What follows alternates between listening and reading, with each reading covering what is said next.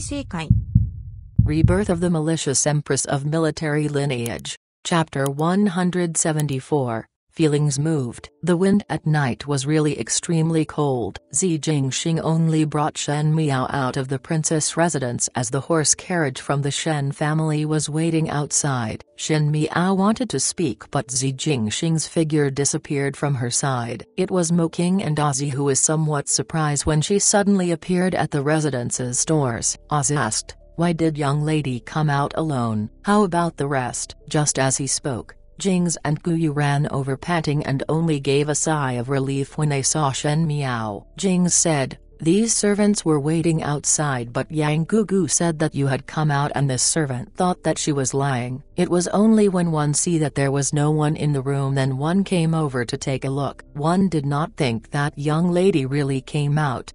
She then looked around and said in confusion, "However, it was only a room and these servants were standing guard outside. Why did one did not see young lady coming out? Could it be that there are some secret passage in the princess residence?" Guyu lightly coughed to remind her not to talk nonsense. This was after all outside the princess residence, and even if there were secrets in the princess residence, it would be the princess residence's secret, so how could it be said so unscrupulously by them? Jing stuck her tongue out and looked at Shen Miao. Shen Miao's brows were tightly knitted and her expression was very solemn. Jing saw it and said softly, "Just now when one went in, Her Highness the Princess's expression was not very good." "Young lady, did you quarrel with Her Highness the Princess?" Shen Miao shook her head and thought about everything that happened today. Unknowingly her head got bigger. She climbed up the horse carriage. "Return back first.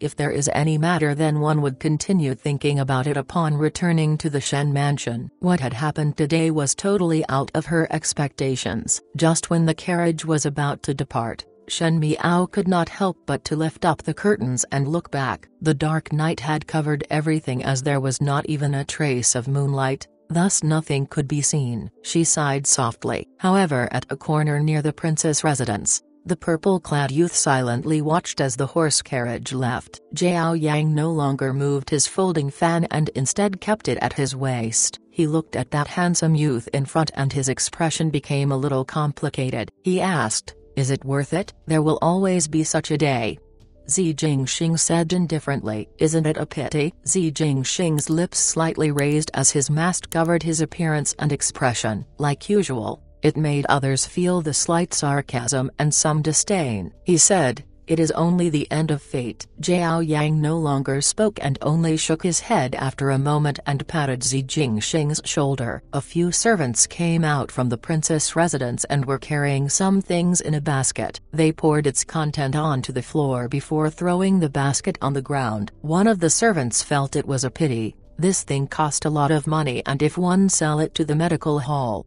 one would even make a profit. It is really a pity to throw it away. What do you know?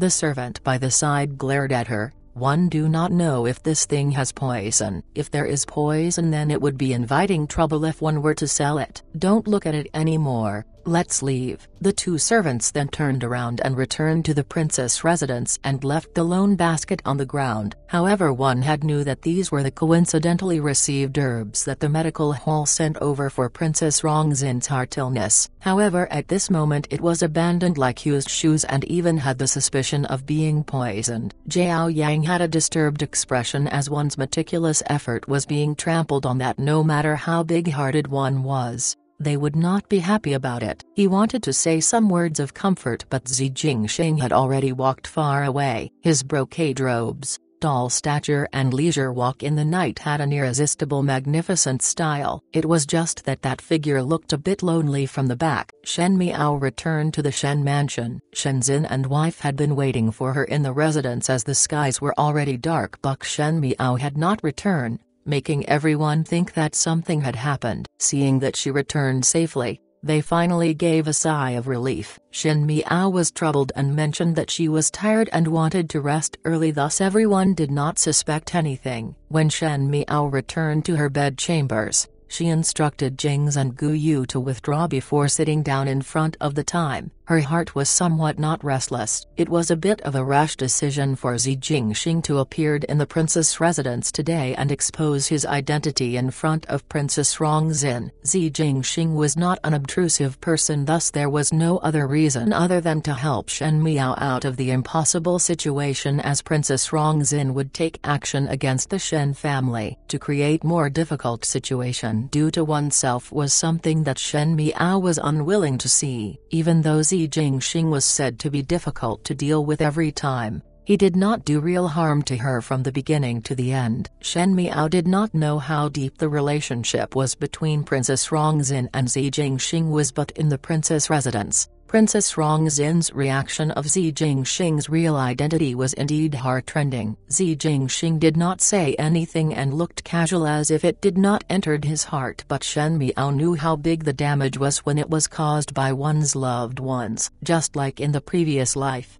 Fu Ziyu did it to her. The second and third household of the Shen family did it to her. It was because when all pretenses were dropped, it was so cold and all those warmth and tenderness were such ridicules. If the indifference and damage was from Zi Jingxing could care about it, but because it was Princess Rongzin, he could not. After all, the first tiger head bracelet that Zi Jingxing made was given to Princess Rongzin. After all, upon returning back to Ding capital after 2 years and learning that Princess Rongzin's heart illness erupted, he still sent people to search for the herbs immediately. At the end there were emotions that were invested in it. Shen Miao got up in irritation. She walked over to the windows and pushed it open to look outside. The skies outside the window seemed to have splashed within as the winter night in Ding capital seemed to reveal a feeling of sorrow. She thought for a while before turning back to the room and retrieved a dark red brocade cloak to drape around her body. The rope in front of the cloak was tightly knotted before she walked over to the window to call out softly, "Kong Yang." A black shadows fell from the tree and stood straight in front of Shen Miao before respectfully speaking.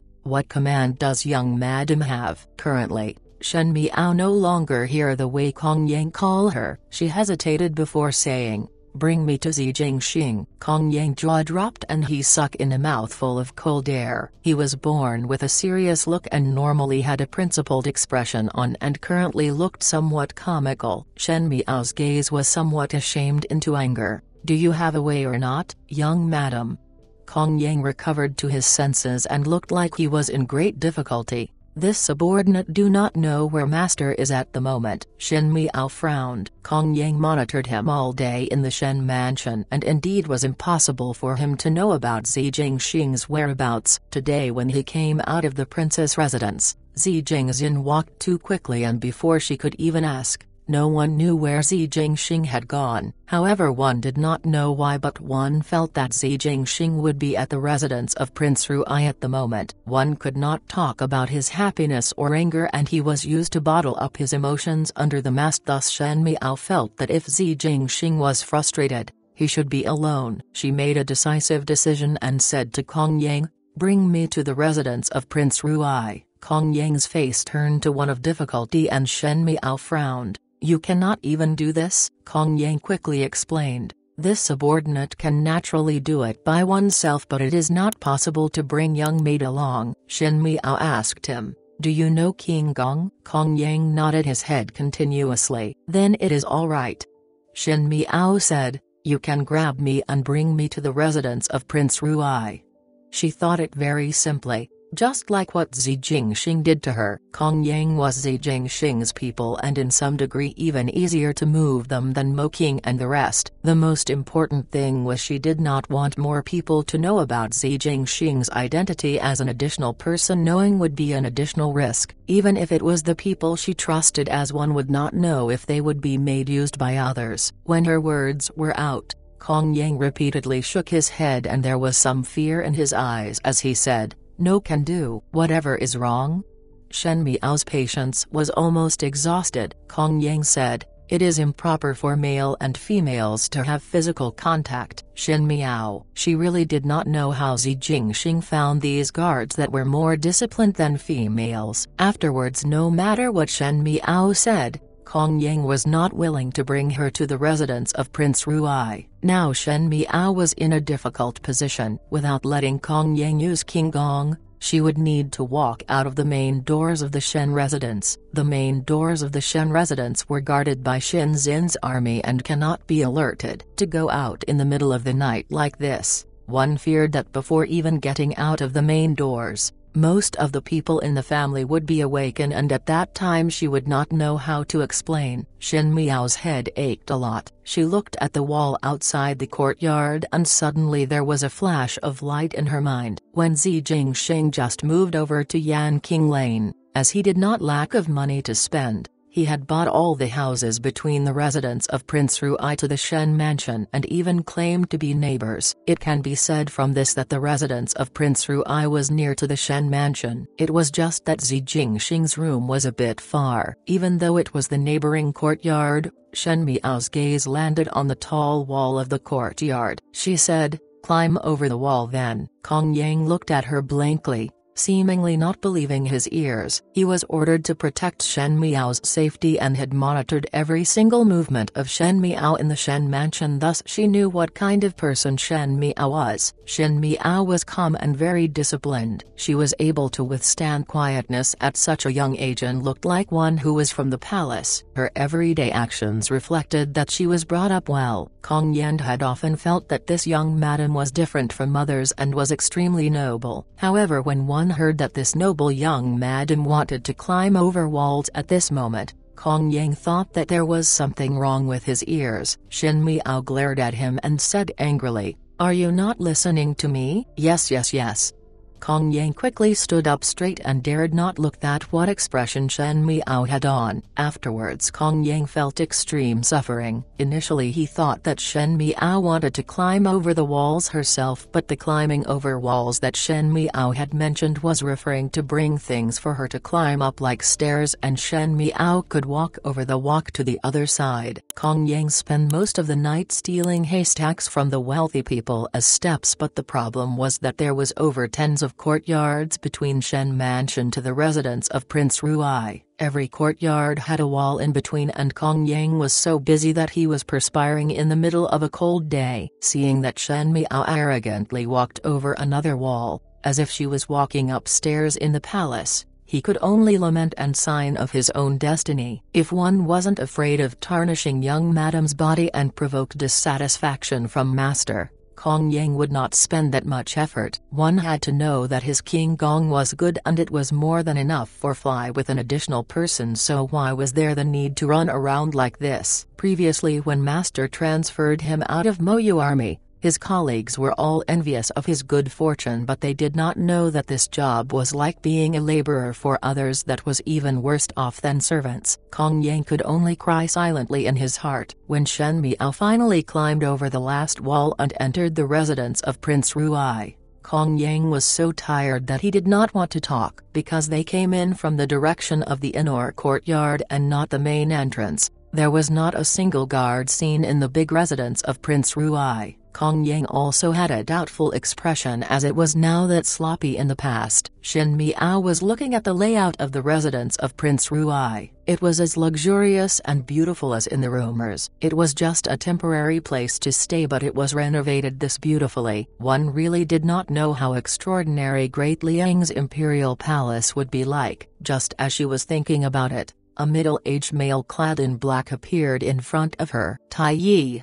Kong Yang shouted and immediately asked, "Where are the rest?" The guard by the name of Tai Yi was startled upon seeing Shen Miao and asked her with cupped hands, "Is there something urgent for young lady Shen to come over personally?" Shen Miao looked at the other's appearance and he seemed to know her. Seeing that Kong Yang greeted him, she guessed that he was Zi Jingxing's people and said, "I am looking for Prince Ruai. As one have some words to say." Tai Yi seemed to know that she would say that and nodded his head. "Master is in the inner courtyard. Do come with me." When winter comes to Mingqi, no one was willing to walk around outside. If it was at night, there would not be a single person on the streets, and even a birth, cat or dog would stay in its warm nest and not willing to move one bit. The water in pond was already frozen. The thick layer of ice had completely covered the scenery. The entire summer scene of lotus flowers and kois were swimming. It was as if no matter how good the days were, it would always pass, just like the flowers that bloom in spring would always wither one day. The purple-clad youth lazily slept on top of the tree with both hands behind his head and without taking off his mask. There was a lantern hanging on the tree, and under the weak halo of light,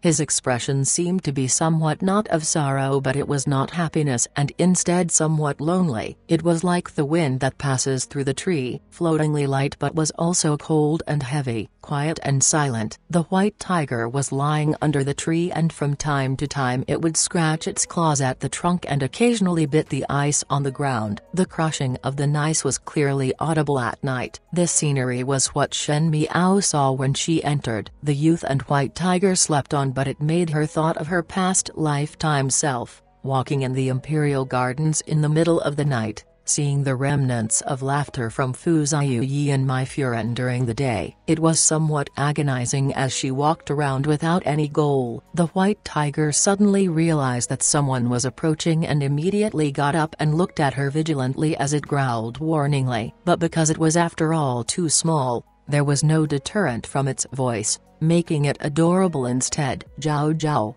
sheesh," Zi Jingxing said. "Be quiet." Shen Miao was speechless. She walked to the tree and looked up at the person sleeping in the branches and said, "Who are you calling?" Zi Jingxing moved and suddenly looked down. When he saw Shen Miao, he was startled for a moment before he asked, "Why are you here?" The conversation in the princess residence was not finished, thus one came over to take a look. Zi Jingxing took a glance at her but did not come down from the tree and instead chuckled. "You came over because you are concerned of me? What you think is your business?"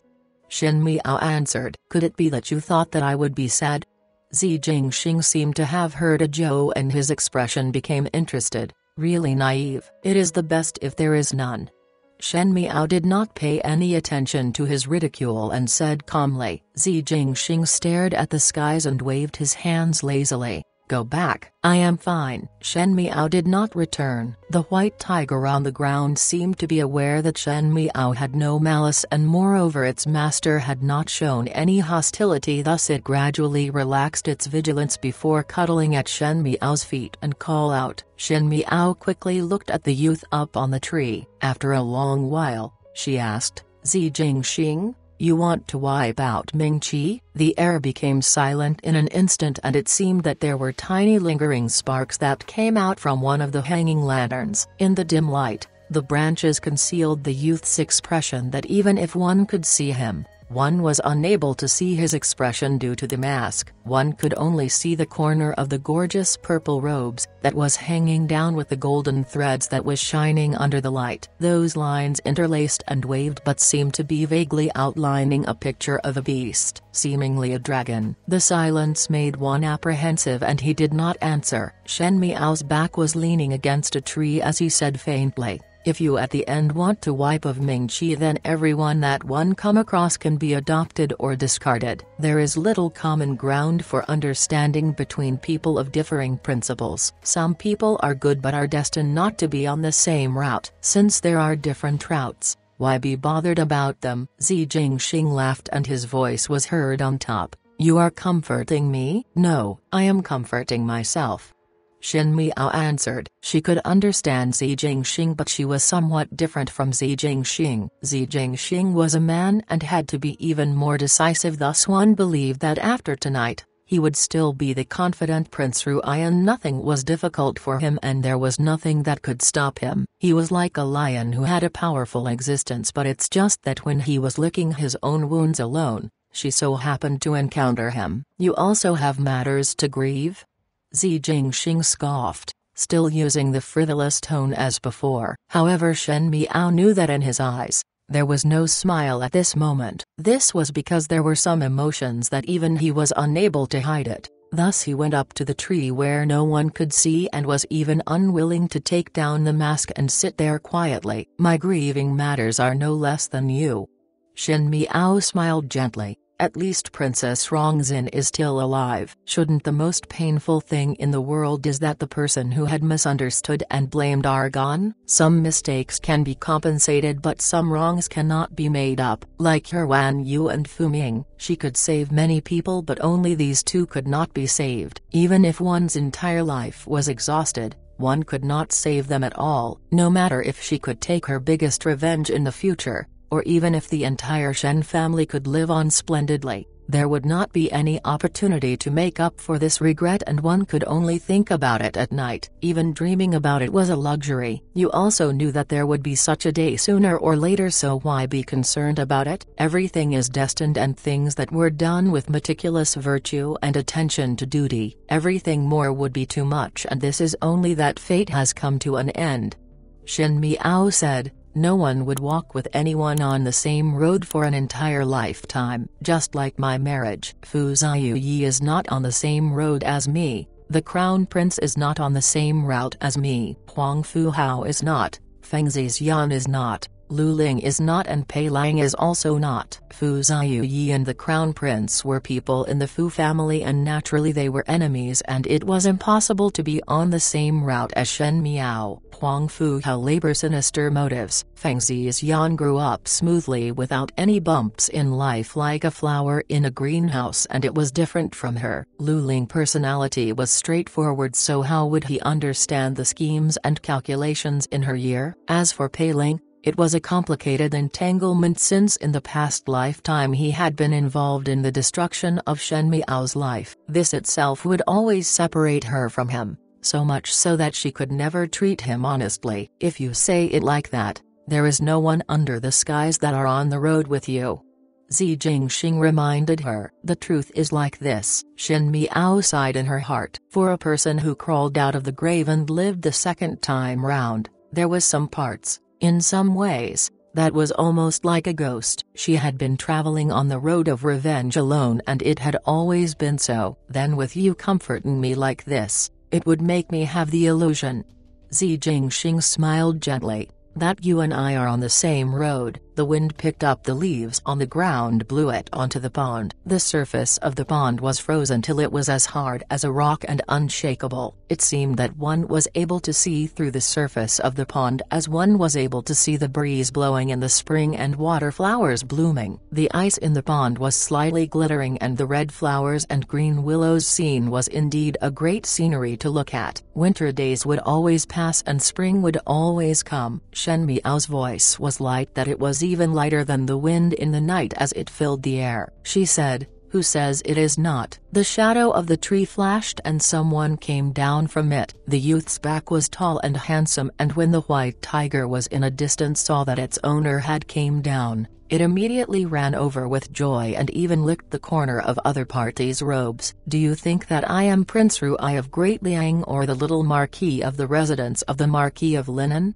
he asked. Shen Miao leaned against the tree and placed both of her hands behind as she looked at his back view. "Is this important?" "I too thought that it was not important."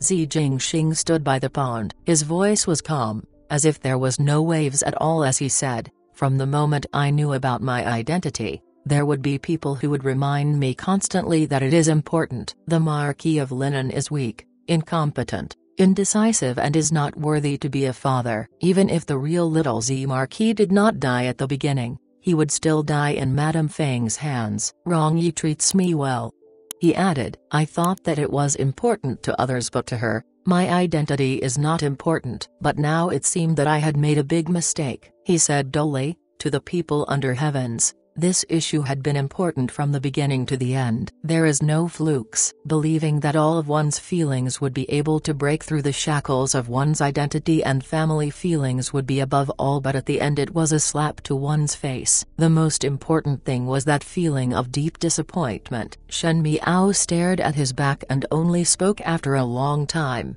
"To me, it does not matter." Zi Jingxing lightly laughed. He turned around and walked towards Shen Miao before stopping in front of her. He looked down at Shen Miao and asked, "Do you know who I am?" "You are just Zi Jingxing."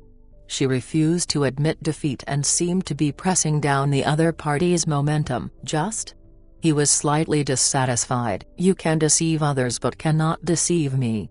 Shen Miao looked at his mask. "From the beginning I know what kind of person you are. Ever since I know you till when the alliance concluded, you are just Zi Jingxing, nothing more." Zi Jingxing gave a long and meaningful "oh" sound. He took another step forward and Shen Miao unconsciously retreated. She was leaning against the tree and this time her back was up against the tree and there was no way to retreat it, and Zi Jingxing lifted her chin up. Zi Jingxing said, "Do you find that I am cruel?" "One does not think so, as I am also the same."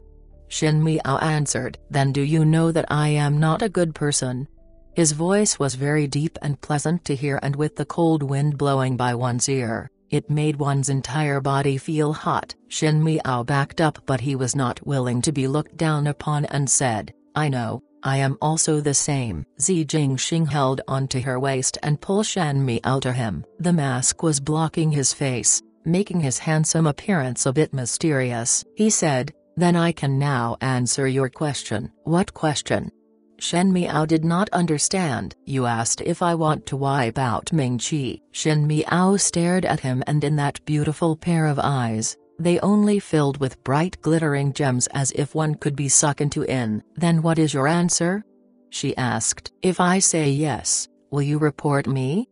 Zi Jingxing smiled devilishly. Shen Miao slowly said, "No, because I am also the same." It was like sparks suddenly appeared on the sheet of ice. One was unable to see if he was happy or angry when he asked, "Do you know what you are saying?" Shen Miao was silent. He gritted his teeth as if he wanted to swallow Shen Miao whole. "Shen Miao, you better not regret. Once on board my ship, one cannot alight from it in this life." He suddenly leaned over and kissed Shen Miao. Shen Miao unconsciously wanted to avoid it but was held by the waist by Zi Jingxing. His cold mask touched Shen Miao's face as he held Shen Miao's hands and kissed her lips roughly.